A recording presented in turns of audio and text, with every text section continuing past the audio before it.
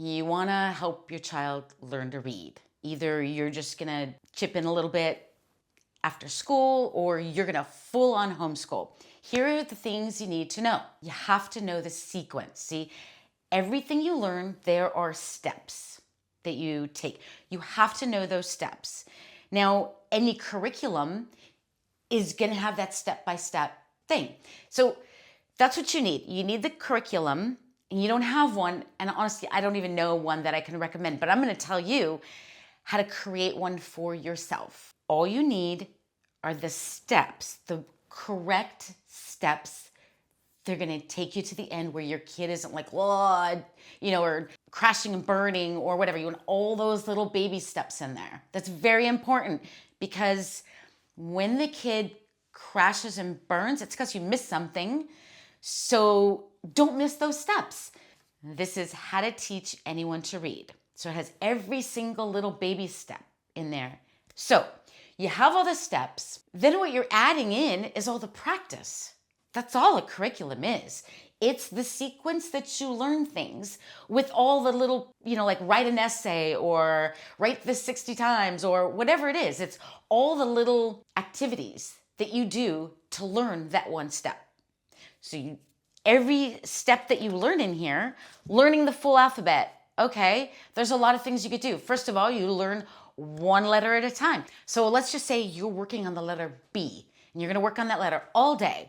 So you write a big B on the chalkboard, and then all day, everything's all about the B. They can make it in Play-Doh or clay. They can draw it out, or you can draw it out and they color it in. They can paint it. They can write it in sand. They can play with blocks.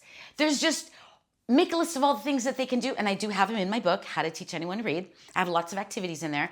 But so it's just a matter of what activity, you just do all those activities with that letter. So it's basically, you got a letter and you have a series of activities you do with that letter. There's your curriculum.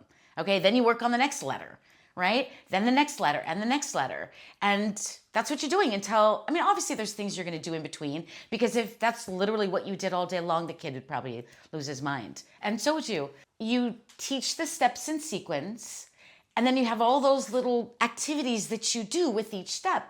And they're not really gonna vary much. You're gonna paint, or the kid is gonna paint. You're gonna run around and find things that start with that letter or that sound, draw it in the sand, make it in building blocks or rocks or whatever you're gonna do. But you have all those repeat activities that you're gonna do. And you can find tons of ideas online. So basically that's what you do. You have all the little steps, and then you do activities with each step. Pretty simple. You don't need to do all these other things that people are making a lot of money on. You just do the little steps, stay within those steps. If you stay within those steps, you're probably not gonna get into trouble. And if you do, send me an email. So then the key is, when I have a student, when I first start every new session or lesson, I'm reviewing what we did the day before.